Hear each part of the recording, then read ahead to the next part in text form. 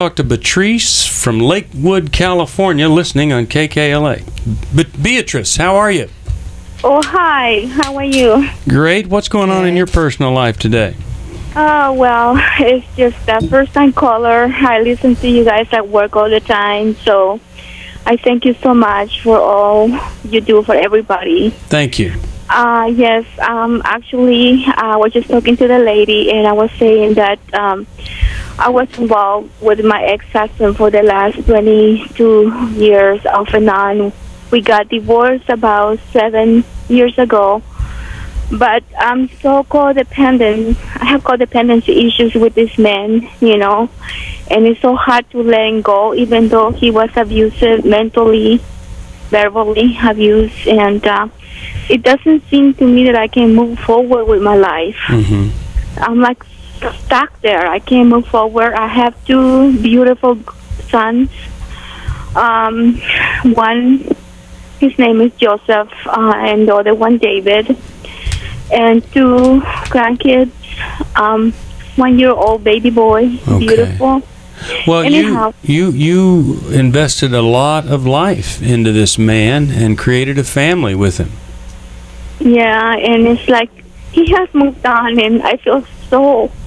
I can't move on with my life, and I think, what's wrong with me? Let's work on your vocabulary, okay? Okay. Mm-hmm. You haven't moved on with your life, but it doesn't mean you can't move on with your life. Okay. You haven't moved on with your life, but you can move on with your life. It's just a painful process that you have to go through to get to the other side, and you have to want it really badly. It's amazing, Beatrice. I sit with so many people, like we all do here, and one of the first questions I ask when I hear someone like yourself share her story, I ask her, what is the benefit in staying? Mm-hmm. What are you getting out of it? Just to see my family together that I never had growing up. Ah. So you're not just not getting over it, you're expecting it to all fall back in place? Well, I had tried many times to make it work, but I always get back to the same scenario, to the same situation, whereas I lose myself completely, Mm-hmm. and then I get hurt. Yeah. And I start praying to God to help me to get out of there, and He has helped me every time He pulls me out of that situation. Was he unfaithful to you? He were more likely controlling, very controlling person that I met him, right after I got out of my mom's house. She was very abusive to me physically, so I went from one abuse to another abuse in different ways, so I don't know how to be myself. I don't know how to live a life. It's like you don't know how to live a life where you're not having someone abuse you. I don't know any other way. Mm-hmm. Okay. Right. So is there a specific question for us? Yes. How do I move on and with my life from here on? Well, How do I do that? Beatrice, I am so proud of you for linking the fact that your mom was abusive and you walked right out of her house into the hands of another person who was abusive because it felt so normal to you to be in that place. It was familiar. So if you want to escape the old family patterns, if you want to escape the family lies, if you want to escape and do something new, you need to be very intentional. Now, you live in Lakewood, California, so you have a hospital in Lakewood, you have Long Beach Memorial.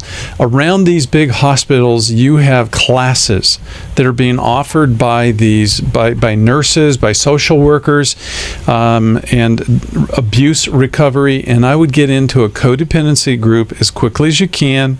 I am. Good. I am. Stay there. And then with that group of people, begin to formulate a plan whereby you find yourself further away from this person and less dependent upon them. And I would just do everything I can to set out new goals so that you're no longer victimized by abuse, but you have a plan for the abuse, to become a sponsor of somebody else, to eventually move on into a place of helping other people. And keep that in mind. You have worth and value here.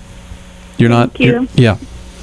Sherry, well, what would you add? I'm amazed that you say, it's amazing to hear you say you have worth and value, because I think what Mylan's picking up on, Beatrice, is that he's not so sure that you know that you have worth and value.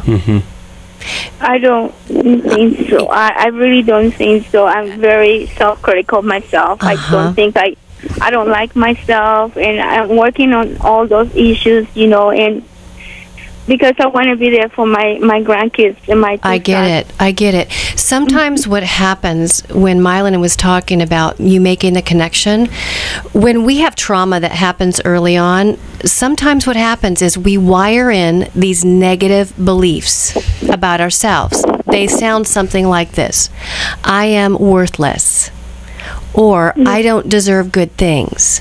Yeah. And those negative beliefs are lies. Or I caused this abuse. It could be that. I caused this to happen.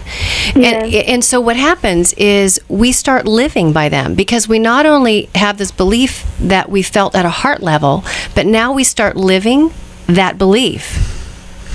And even though someone like Mylan, who's very wise, and he's trying to help move you out of that position, even though a very wise man can tell you, hey, Beatrice, you've got value and worth, it kind of rolls off you like water on a duck's back.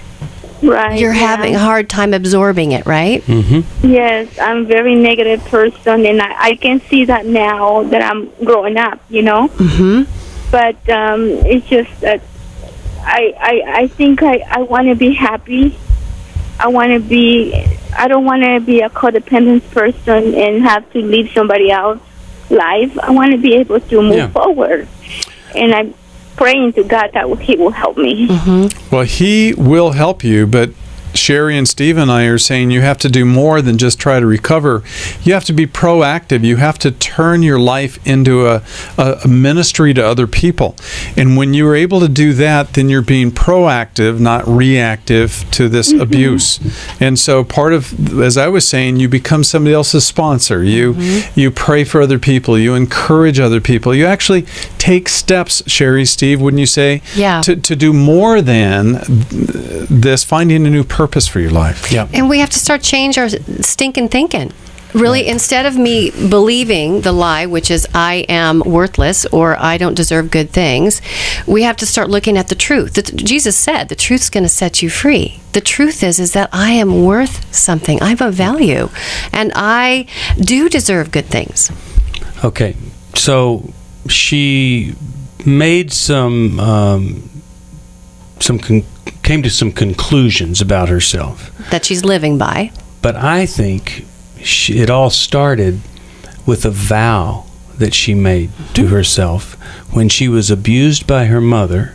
I suspect she made a vow: as soon as I turn 18, I'm getting out of this house. And I think that's how you walk out of an abusive relationship, and you take anything. But I think a lot of times other people make these vows I will never be hurt again, or I will never let somebody into my life again, or I will never be okay on my own. Right. That's right. I'm never going to be okay in my own self. And so they stay hooked into these really toxic relationships. I will never be controlled again. Yes. So if somebody's just normal, you see everything as control, and you've made this vow. You're right. So observations, vows, commitments, and promises, we need to look at those that we make, because they set us up for a real fall. And I feel bad for Beatrice living 22 years and going through that kind of abuse. But as you said, there comes a time when it's got to be over. You've got to finally do something, and we are proud of her for doing that.